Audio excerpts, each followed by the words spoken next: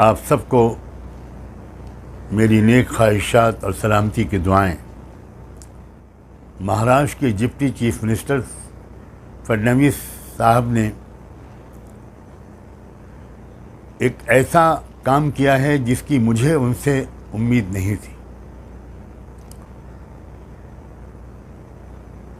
मैंने जो अपील जारी की और जिसके लिए मैं मुसलसल कोशिश कर रहा हूं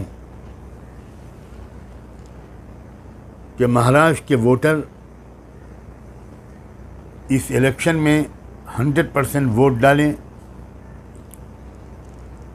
अपने वोट को डिवाइड न होने दें और अपना वोट इस तरह डालें कि जो कम्युनल फैसिस्ट फोर्सेस हैं वो महाराष्ट्र में भी कमज़ोर हों और देश भर में कमज़ोर हों। देश भाईचारे और मोहब्बत की बुनियाद पर तरक्की कर सकता है, नफ़रत और बंटवारे की बुनियाद पर कभी तरक्की नहीं कर सकता।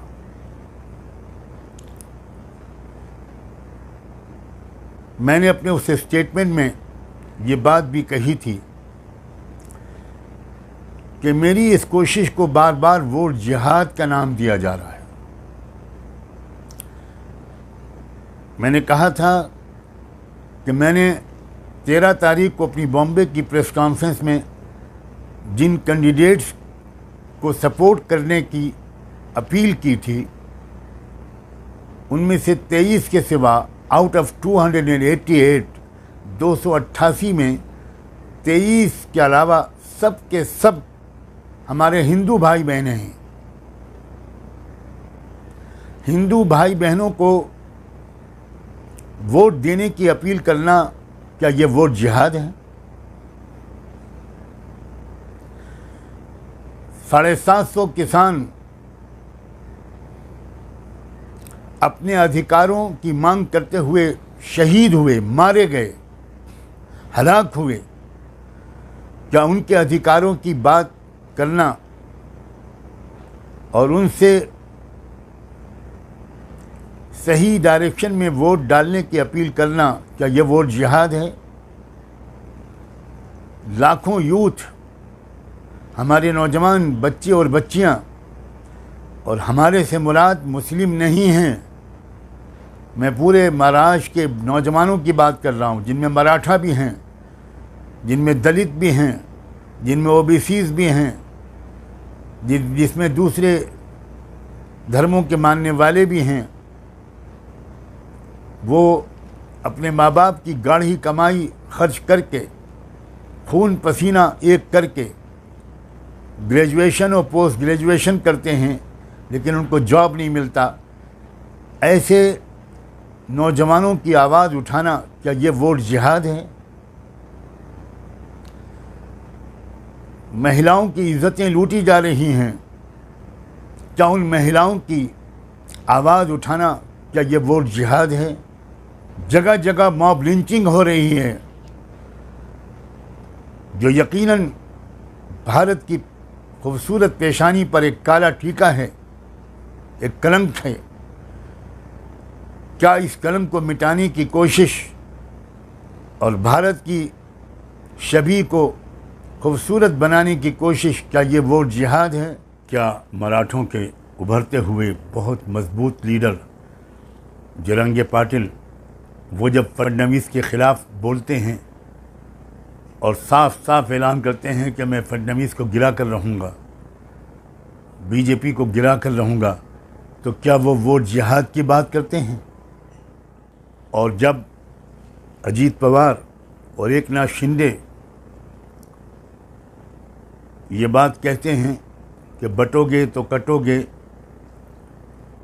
इस तरह की बातें महाराष्ट्र में नहीं चलेंगी, तो क्या वो भी वोट जिहाद की बात करते हैं? मैं सच कहता हूं,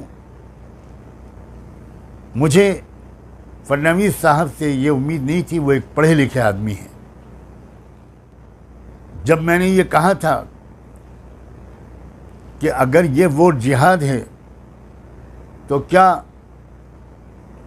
महाविकास अघाड़ी के सारे नेता जिहाद कर रहे हैं? क्या शरद पवार जी, बुजुर्ग मराठा रहनुमा, किसानों के लीडर, क्या वो जिहाद कर रहे हैं? ये कैसी मानसिकता है?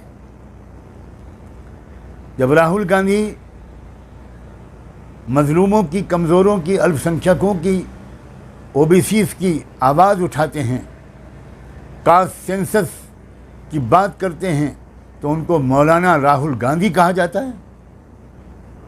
जब उद्धव ठाकरे, महाराष्ट्र के बड़े लीडर और बहुत बड़ी फैमिली के एक सदस्य, हिस्टोरिकल बैकग्राउंड रखने वाले एक लीडर, जब वो अपना हिंदुत्व की अलग तशरीह करते हैं और कहते हैं, हम फ़ख्र से कहते हैं कि हम हिंदू हैं, लेकिन हमारा हिंदुत्व बीजेपी के हिंदुत्व से बिल्कुल अलग है, और फिर वो अपने हिंदुत्व के नाम पर, संविधान के नाम पर जब वो वोट मांगते हैं, तो क्या वो भी वोट जिहाद कर रहे हैं? मेरा ख्याल ये है कि बीजेपी के लीडर बहुत ज़्यादा घबराए हुए हैं।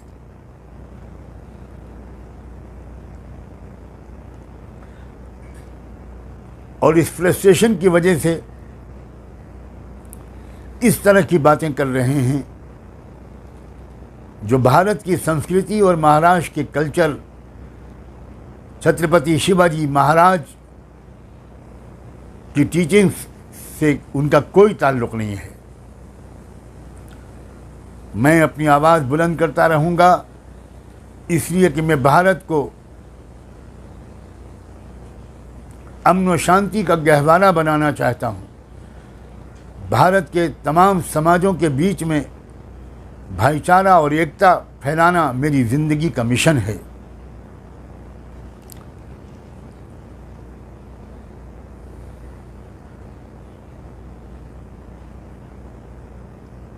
फडणवीस साहब, please please please, respectfully I request you, बहुत आदर और सम्मान के साथ मेरी आपसे ये अपील है कि इस तरह की भड़काऊ बातें मत कीजिए, पब्लिक को गुमराह करने वाली बातें मत कीजिए।